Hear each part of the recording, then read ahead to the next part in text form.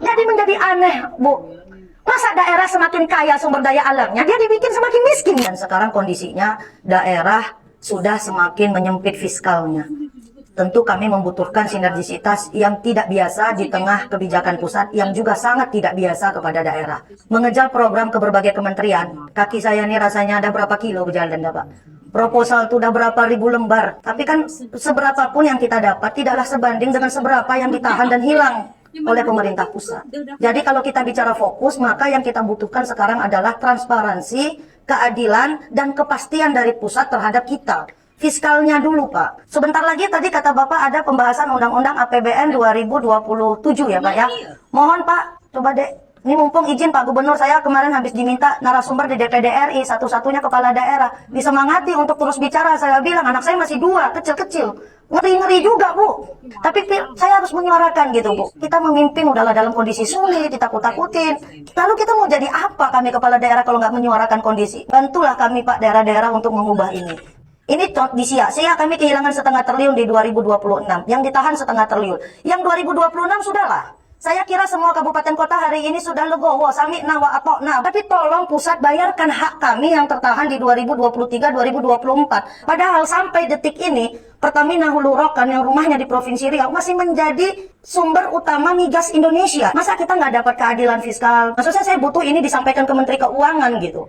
Atau ke Pak Menko. DBH hanya disalurkan di 2026 sebesar 50%. Sementara daerah penghasil seperti Provinsi Riau ikut berkontribusi terhadap subsidi energi nasional. Bagaimana mungkin uang kita sudah dipangkas, kita juga menanggung subsidi energi nasional, daerah tidak penghasil dia menikmati subsidinya, tapi daerah penghasil mengalami tekanan fiskal yang double burden sharing tadi, Bu. Jadi mudah-mudahan di Undang-Undang APBN 2027, suarakanlah keadilan fiskal untuk daerah penghasil. Logikanya, Pak, harga minyak naik, harusnya kan kita ICP naik, penghasilan kita naik, Pak. Tapi hari ini berdasarkan PMK, ICP-nya naik, dikurangi dulu dengan subsidi energi nasional.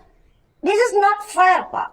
Bayangkan betapa indahnya kalau 13 anggota DPR RI asal Riau bersama seluruh kepala daerah menyuarakan keadilan fiskal.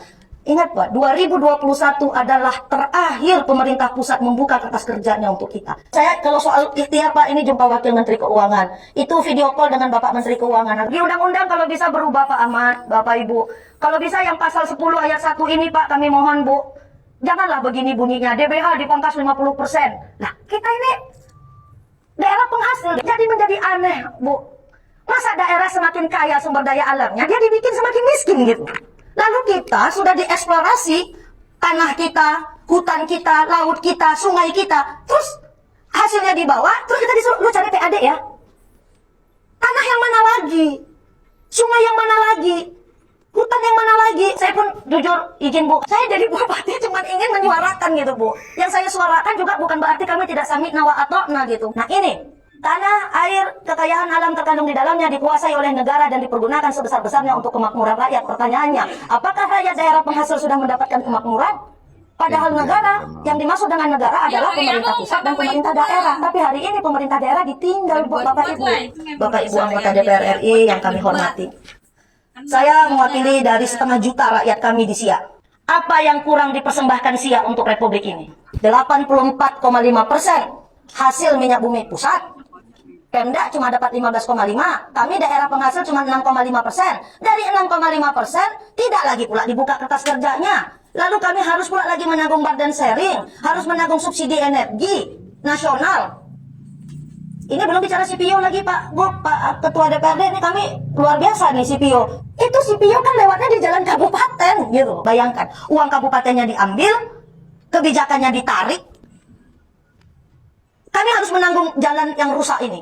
Lalu pusat bilang, kan ada impres jalan. Lah, impres jalan itu lucu lagi. Lucunya apa? Rusaknya harus di atas 80%, Bu. Sedang rusak 20% aja ibu hamil di kampung kami tak bisa keluar kampungnya, Bu. Apa kata orang di kampung tuh, Bu? Kalau gitu kami yang cuan-cuan tambah sikit lagi, Bu, batil. Saya bilang jangan, belum tentu dapat, saya bilang. Karena Kabupaten Siak, Bu, kehilangan 0,5 triliun. Tahun lalu kami cuma dapat 1 kilo, Bu, di impres jalan. Kita tidak harus menanggung berdouble-double kebutuhannya pusat, hanya pada keadilan itu harus diwujudkan untuk daerah penghasil seperti kita. Demikian, terima kasih. Assalamualaikum warahmatullahi wabarakatuh.